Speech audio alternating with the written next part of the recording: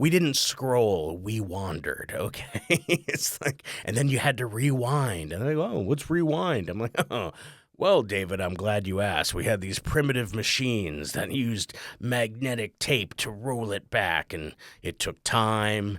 It made a noise, and it sometimes ate the tape.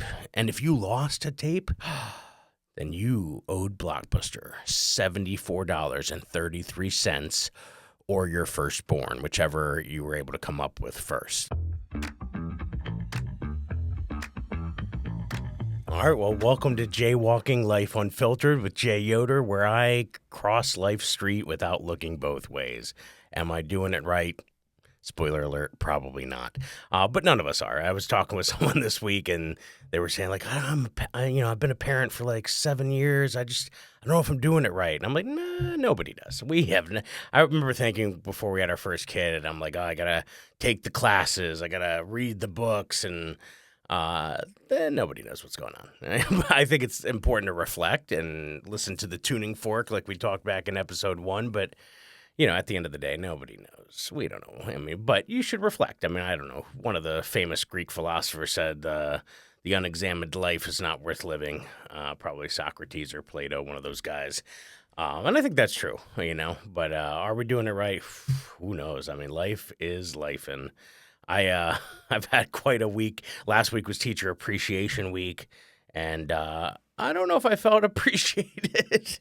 Kids show appreciation different ways now. I was saying I had a student the one day, oftentimes if I see a kid doing something that maybe they shouldn't be doing, I'll say something to them like, hey, how's it going? Or, hey, what's going on there? How's your Chromebook treating you? Or, something to just let them know I see them. And the one girl answered me back, and I was like, oh, no, I know the answer to the question. And then she looked at me and she's like, yeah? Why are you asking me stupid questions? I did not see that coming. I was not prepared for that. And you're in front of 27 other students waiting to see like, yo, she just threw down. What are you going to do? And all I could think was, who taught you how to talk to adults like that?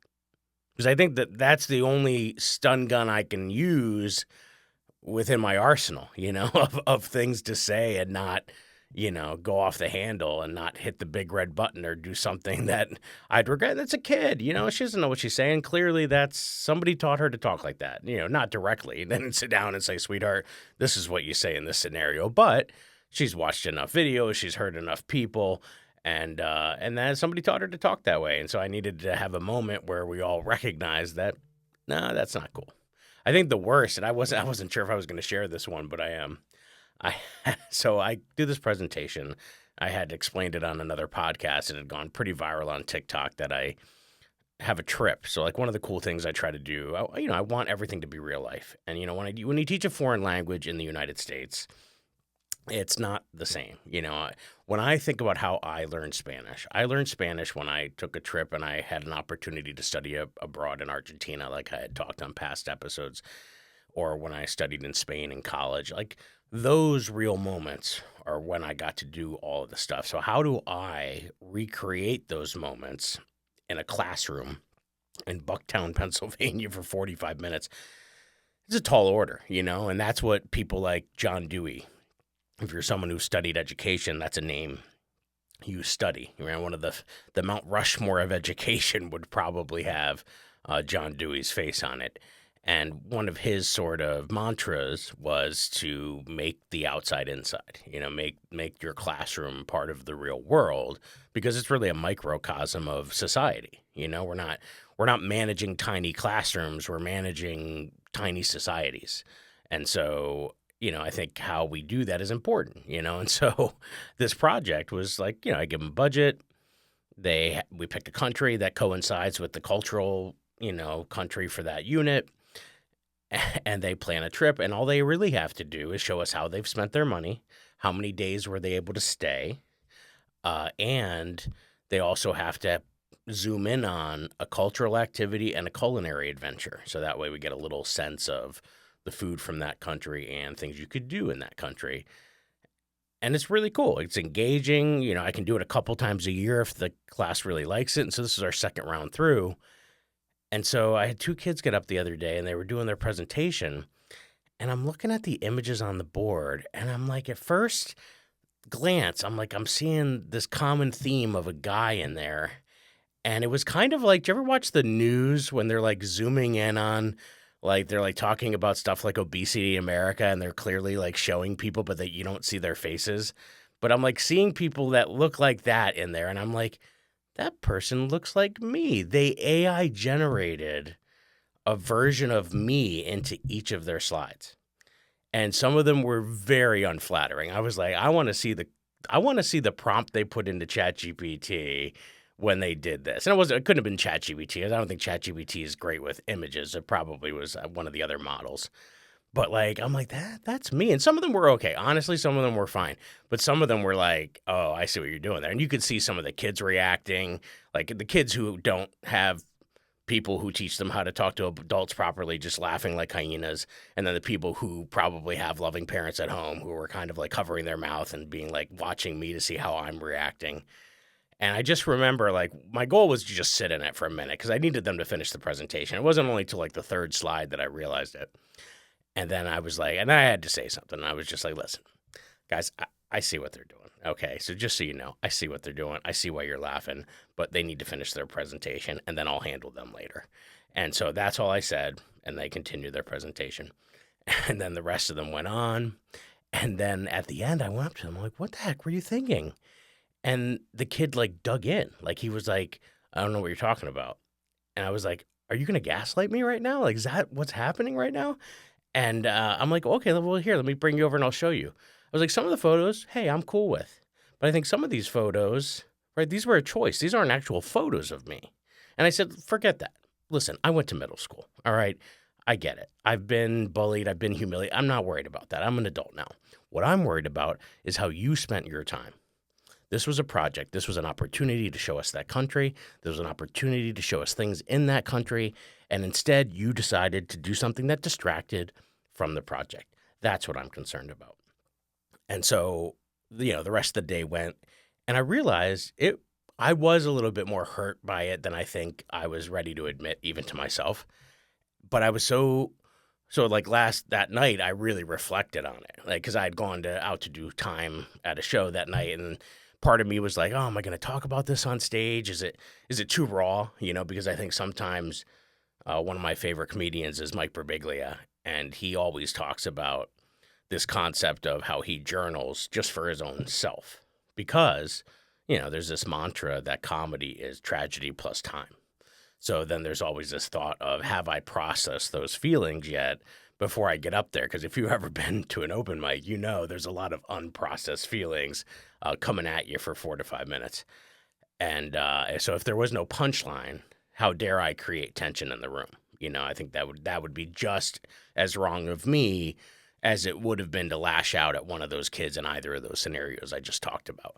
So then I had to sort of like stay within myself and say, well, okay, is this funny? And, I went to the mic and, usually it's a lot of comedians around. It's a really fun environment. We were at Soul Joel's in Pottstown, which has done a cool job of creating a nice little environment. There's places all over the complex there where comedians can kind of hang out. If you're a smoker, you can go out on the patio and smoke. If you're not, you can hang out at the bar, whatever. And I had to be away from everybody except for like one comic who came over to me and then of course others were trying to come over to me and I was just still processing. So I'm like, I don't know if I could tell this story. And then I got on stage and I was like, I did a joke that riffed on the host. And then I was sort of in my head saying, well, is this going to happen? And I said, yeah, that's my home club. That's where I feel the most comfortable. I said, so if I'm going to process this is fine. I'll figure out a way to make it funny. And I did. And so I told the story and, I cut it with some punchline that was kind of like, but Teacher Appreciation Week, that happens to me. And they served me double cut pizza in the faculty lounge. Like, at least give me a whole slice. I think I've earned a whole slice to fill the void of what just happened to me. And you find ways to kind of make it funny. But and so then I left that night and I'm still reflecting on, well, what am I going to say to these kids the next day? Am I just going to like let this go, pretend? Do I call their parents? Do I contact an administrator and write them up? And I just kept thinking about how they reacted when I talked to them. And I was like, I think part of me thinks like that they had seen that video that I did on TikTok when I was on a different podcast and I had mentioned that, the punchline of the story was that, oh, I have these kids plan my vacation. So I think in their heart, they were taking that and they were saying, oh, well, let's put him in our vacation.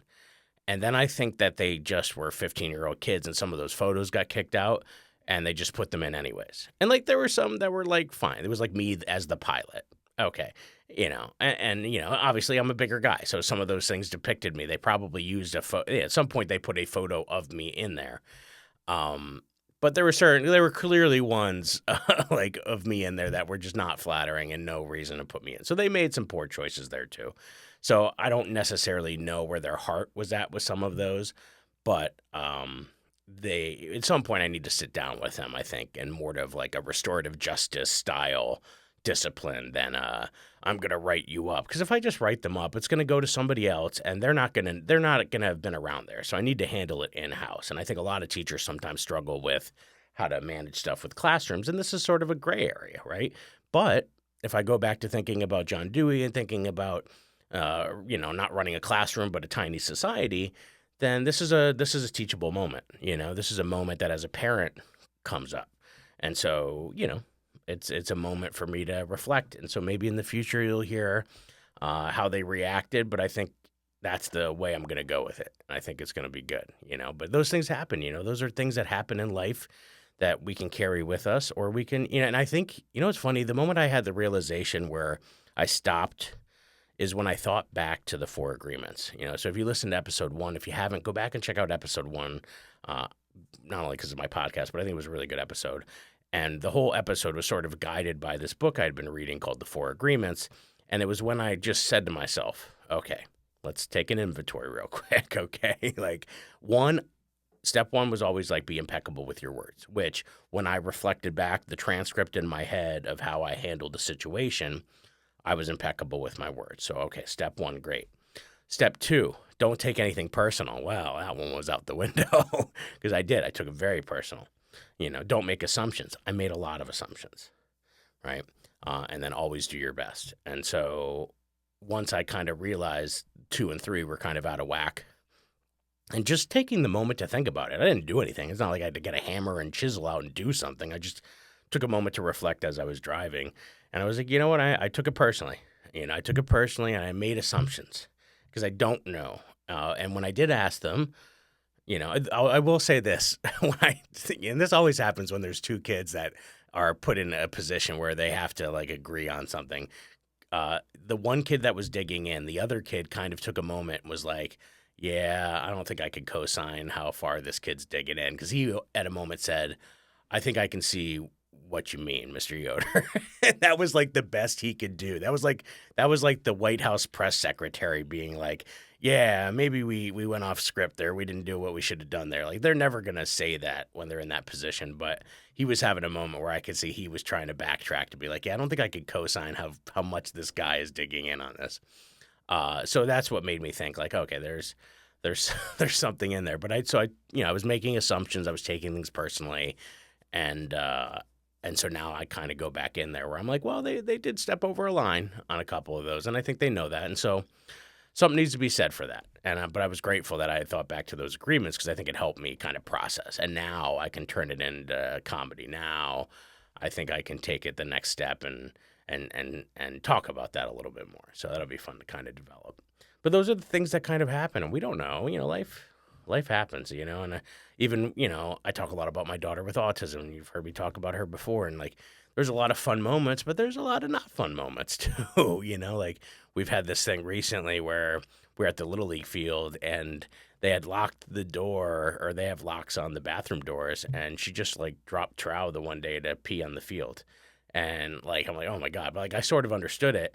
But like now it then became a thing. Like if she had to go and she didn't, I guess, want to go all the way there, she would now try that. And, she's almost a woman now. So it's like, you can't do that in front of people in the stands. That's not what they came to see. Okay.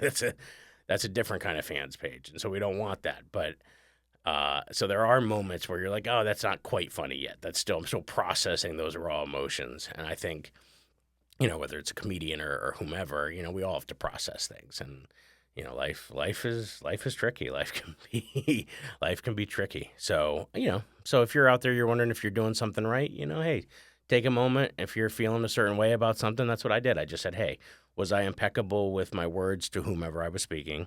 And if you weren't, then fall on the sword, right? That's the biggest lesson I think I would ever teach a kid who know they made a misstep.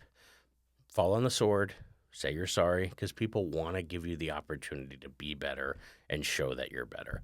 We all want that. Teachers, everybody wants that from humans, because the forgiveness part is so important. I was watching a movie on Netflix that was based on a documentary or based on a real life event of one of the guys who was being held in Guantanamo after 9/11, and he had been like held like without any charge for like over 6 years at first without, he was just at a wedding party. They pulled him from this wedding party and then boom, he's a Gitmo. And he eventually gets his day in court like 7 years after he had been in there. So he says in Arabic that the word for forgiveness and freedom are the same word. And that was how he was able to be free while being in there. And I was like, wow, that's powerful.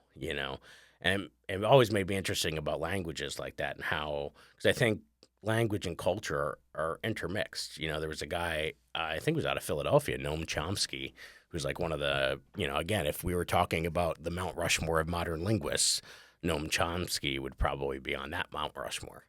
And he talked about a couple things. One of the things he talked about is there might be a window for where you're best able to learn a language. And then one of the other things that was just how does culture and language, how much does language affect culture? Because if you think about slang is really just, people code switch. It's like its own language. So if I hear a kid talking a certain way to a friend, but then they switch gears when they're talking to the principal, that's like them speaking two different languages. They're learning how to code switch. So I really fascinated by how language, so freedom and forgiveness are the same word. That's powerful. I once watched a TED talk where the guy said that in his parents spoke some Asian dialect, and this Asian dialect didn't have a future tense, and that he was making the claim that language was affecting how people saved money or how they used money, because there was no this waiting for, you're either doing or not doing.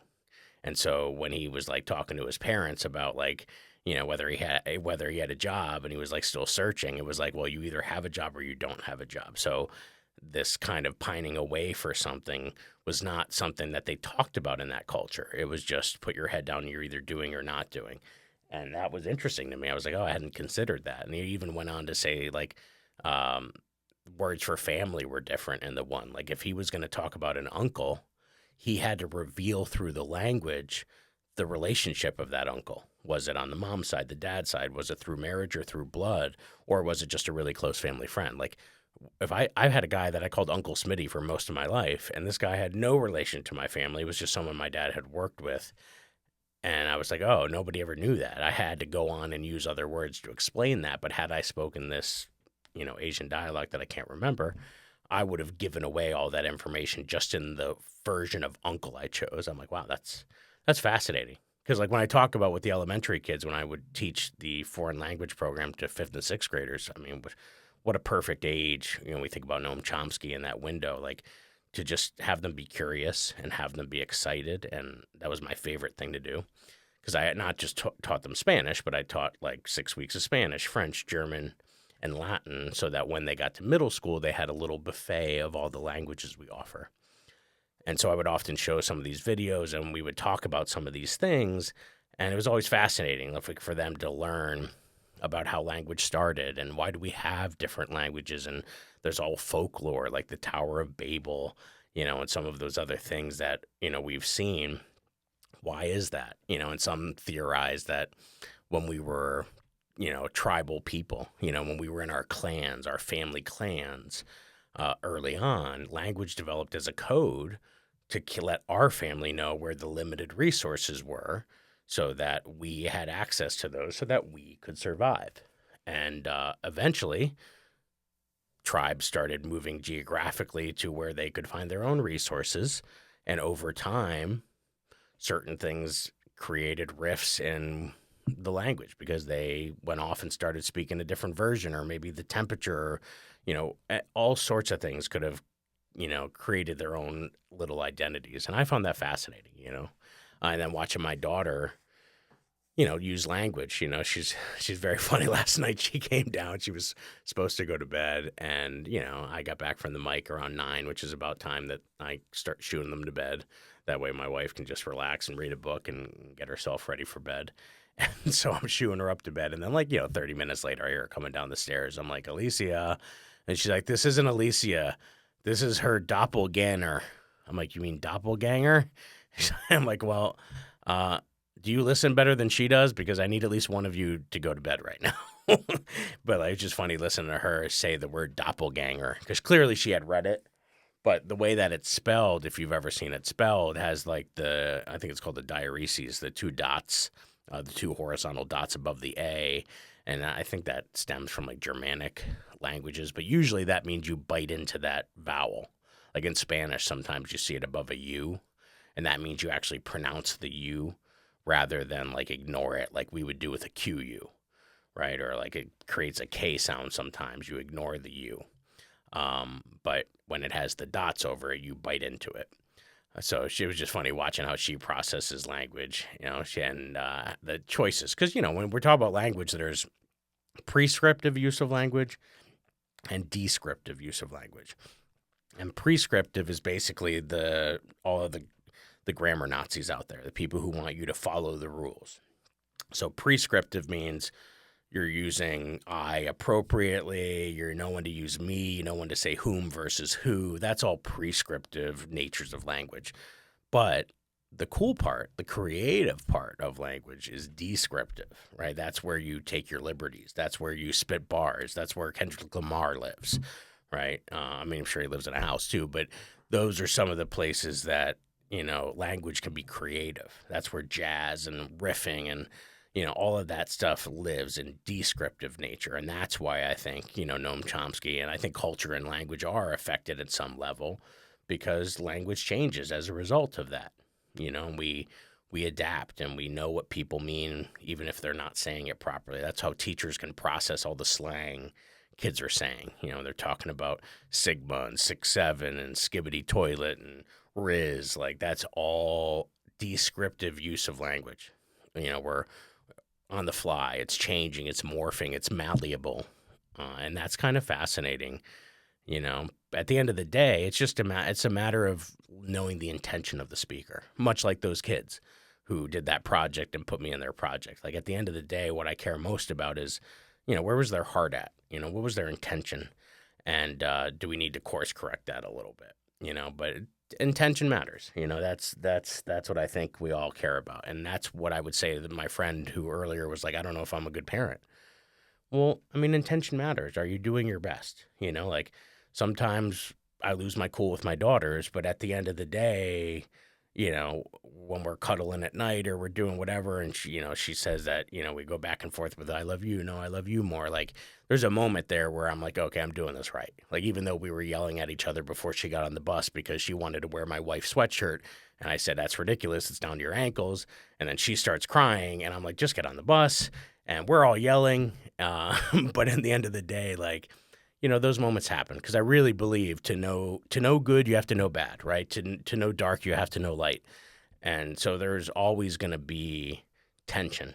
There's always going to be conflict, because that's what makes the resolution so sweet, right? That's why, forgiveness and freedom, that means that there has to be someone doing something improper to us, and there has to be some level of slavery, not slavery like we think about it traditionally, like the Romans or even like American history, but I just mean in a level of, you not being able to do something or being held back from something. And I think that always is the natural ebb and flow of things. So it's kind of like part of it. If I want to ride the ride, I have to get in line and wait. So I think there's just this natural transaction of things. I think sometimes students today, when I'm looking at sort of how they react to stuff at school, it's all very transactional. What do I need to do? Or kids will just sit there and then wait till the last minute, and you're just like, listen, man, If you hadn't worked all week and you'd expect me as your boss to write you a check at the end, I'd be like, well, what have you been doing?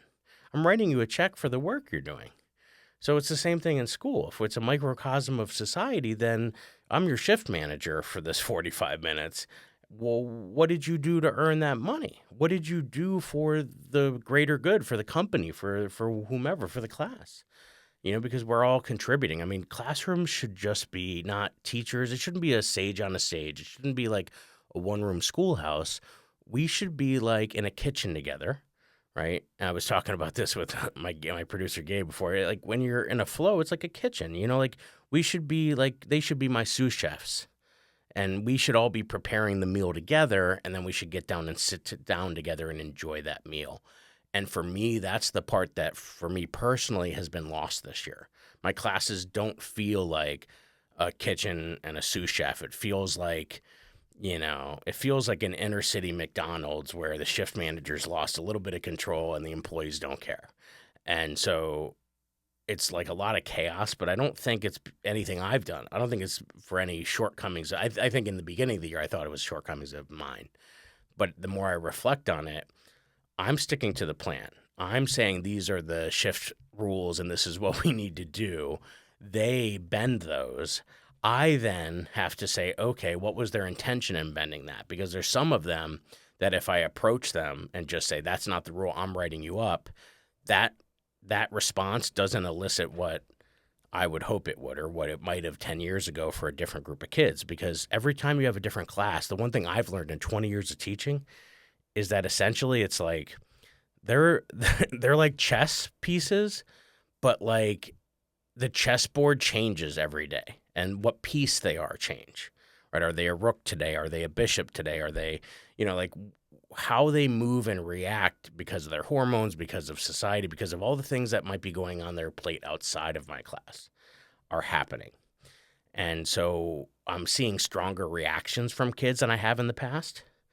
And so I'm also realizing, well, I also don't want to poke a bear for the sake of poking a bear just because I think that's what I should do, just because my teacher did it that way. So sometimes I ask myself, am I doing it right? I don't know. Sometimes I'm not. Sometimes I get too passive aggressive.